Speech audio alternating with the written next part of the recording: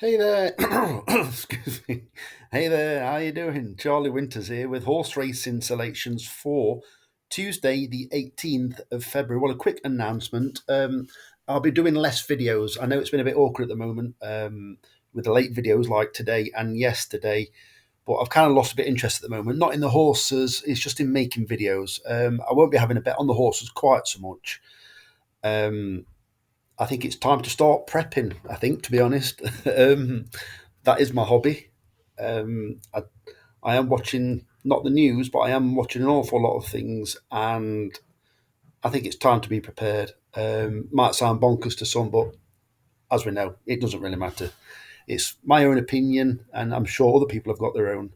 So, also, I'm just saving my pennies for Cheltenham. So, I'm probably looking to do maybe Friday, Saturday, and Monday videos, or Friday, Saturday, Sunday, and then probably do the big meetings. The reason why I like to do Mondays is because I like to put the free bet on.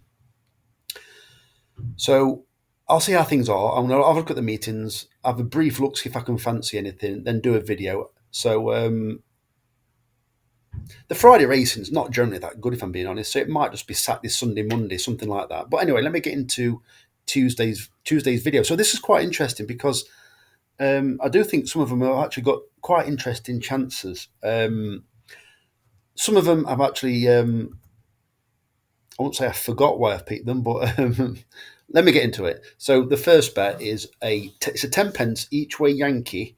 The reason I've gone for Yankee, I've got rid of the singles on the each way lucky 15 bit, but I've actually, by not having it each way lucky 15, but I've actually upped the each way single bit by having singles kind of thing. So what I've had is I've generally had 45 pence each way singles on all of them, and I think I've had a 60 pence each way one. Not because I fancy it more, just because I've emptied my account, as you can see, apart from a penny. Then I've had a 10 pence each way Yankee. So these horses, interesting selections.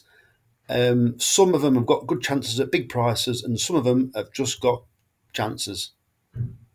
So the first selection is Remember the Bear in the 420 at Wolverhampton, paying four places instead of three. I do believe it's George Wood. Yeah, no, it's not. It's George Downing taking the man. So what I did see with this horse is I think it actually came last on its debut, but it looked a bit of a warmish race. But also, I do believe that the prominent horses actually probably went a bit too quick, because I've noticed that, don't get me wrong, there are a few horses that did race prominently that are still roughly around the finishing positions, the podium positions. But I think on its debut it might have stuck with a pace that was a bit beyond it.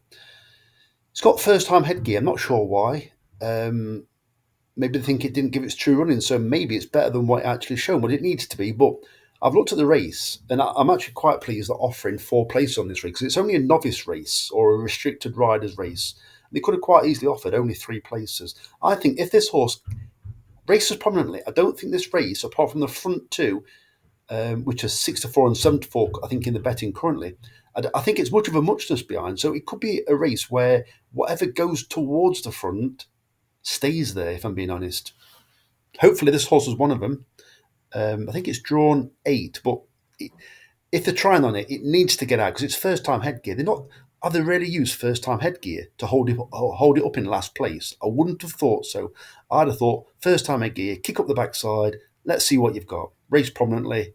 Will you find anything? That's my opinion anyway. The second selection is Sunkeeper. This is a wide open race, by the way. In the 4:55 at Wolverhampton, four places instead of three. It's currently 7 to 2. This horse should never be 7 to 2, although I do think it's a dark horse, so maybe they're being a bit cautious about it. However, William Hill, I think, are 5 to 1. So that's why clearly I've not taken the price. So obviously, it's stingy Sky Bet. So, Sunkeeper, in my opinion, this horse has got a right chance if Dougie Costello has been booked to hold it up in the rear. I think this horse will run much better if it is held up. It's got first time tongue strap, and I think I've never really followed Dougie Costello too much because he's always ridden dreadful races on the horses that I bite. But I think he's probably another Jamie Spencer, where he's very good at holding horses up. Problem is, on some of them, they look like non-triers. When they're not actually non-triers, it's just maybe a bad ride. But I think Sunkeeper, if it's given a a quiet ride. It's on the inside, so it could end up being an unlucky loser or something like that. But I think if he switches it off, not too far behind, but yeah, switches it off. The tongue strap's been applied, so maybe it's not been finishing its races very well. So if he holds it up, and Dougie Costello is very good at waiting tactics, I think this horse could finish very well. There was a few that I fancied, well, a couple that I fancied in this race, but I do like. I think this is the most obvious one. The third selection is Blue Force One in the 5:30 at Wolverhampton, paying four places instead of three. Another horse. I think it ran last time on its debut for Michael Atwater. I think it was only beaten 6 lengths. I think it's much better than that. Well, a bit better than that. And I think it can get a place. It was only beaten, like I said, I think about 6 lengths. It's a poor race, this one is. And currently, I think it's about 8-1. Obviously, I've left the price, and I think it's got a bit of an each way chance. The final selection in this bet is probably the most interesting, and it's a wide variety of prices. It's Inlet in the 6 o'clock at Wolverhampton. I do believe there's 8 runners, so it's a bit iffy. So this horse was trained by Michael Starr. It ran once, disappointing-ish, over 1 mile 3 at Kempton, I think it was. It's since then ran at huge prices. I find it quite interesting, the fact that it left Michael Starr, and that straight away the bookies weren't bothered that it left Michael Starr, weren't bothered that it was quite well bred, and were prepared to give like 150 to 1. I'm thinking, clearly, have they got some kind of connection to the stable that it's just after a handicap mark? Well, it's got that now. It had it last time, but it keeps finding a little bit of trouble, which is quite interesting. Always interesting when it's a Ray Guest horse. I think this horse, once again, Connor Planas is on board. I think this horse, if it's expected to run well, expected to win, if the price is probably, if the price massively drifts or massively shortens, I think it still tells me it's got a chance. And I know it might sound a bit odd with it massively drifting, but that's just how I've seen it sometimes. Maybe the money could be put on quietly and not affect the price too much, spread out, if you know what I mean. I think it stinks a bit. That's how I put it. So make of it what you will. Have a look at the horse yourself, as always. So hold on a minute. That isn't the bet. I've gone for a more fancied bet. So I've gone for I think it says 45 pence each way. Hold on, I'll tell you.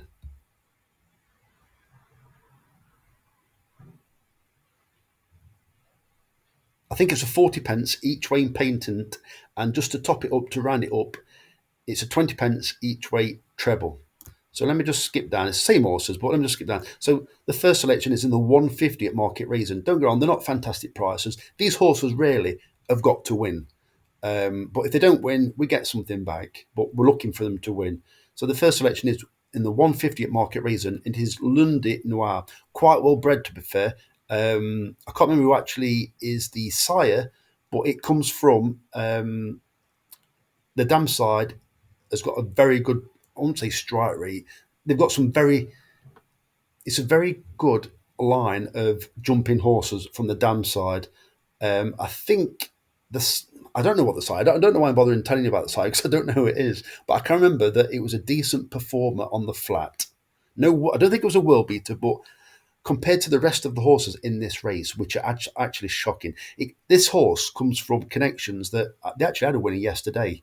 The Tom Lacey trainer and those colours. I think it's called something like Plumbing Racing. I just think the connections are quite powerful for a race. However, it could be no good. But the fact it's 2-1, it shows me the bookmaker's a little bit concerned about it, and I think it's got a good chance. The second selection is also at Market Rasen. It's in the 250. The horse is called Camino Rocio. It's 100-30. So this horse ran disappointing last time. I think it's a poor race. This horse's run style, which is racing prominently, should put it in good stead. It's a dreadful race, absolutely dreadful. I think so. If this horse goes to front, jumps quite well, nothing lingering from its last time pulled up. I think it's got a right chance, and it could be a case of come and get me. The third selection is in another dreadful race at Market Rasen. It's in the 320 at Market Rasen. It's called Gilbertina. It's 6-1. So this horse, right? The favourite in this race is called Miss Cynthia. I think that horse on its debut, I opposed it, and it actually came to fruition. The reason why I opposed it, it couldn't jump. It ran at no, it didn't. It ran at Fakenham, which was too tight for a horse that had ran over 2 mile 4 furlong on the flat. I can't remember if it ran in the Ascot Gold Cup or the Longchamp race, but it has got some flat speed and it is a decent horse. It's just that I think everything seems to happen a bit too quick. Don't get me wrong. Now it's had 2 runs over hurdles. Miss Cynthia could it be improving, and Market Raisin could be a bit more of a galloping track because it's got a very long straight, so it gives it time to like get really wound up. So Miss Cynthia could win. However, Gilbertino is a course specialist. I think this horse it could it could be a case of elimination where the principals don't run up to form, and this one knows what to do. Don't get me wrong, disappointed big time last time at Market Raisin, but I do believe it's been probably been freshened up. I think the Racing Post said it won this race last year or the year before. That ticks a one box, but I do believe course and distance specialist over hurdles that it's a fine jumper or good enough. I just think that there's holes to pick in the race, and as a case of elimination, Gilbertino, which actually jumped from 13-2 at the time to 6-1, but as you can see, I've got best odds guaranteed on all of them.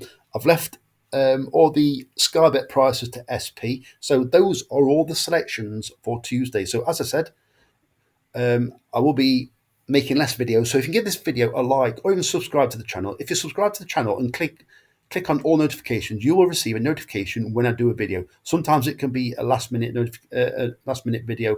I try not to do those.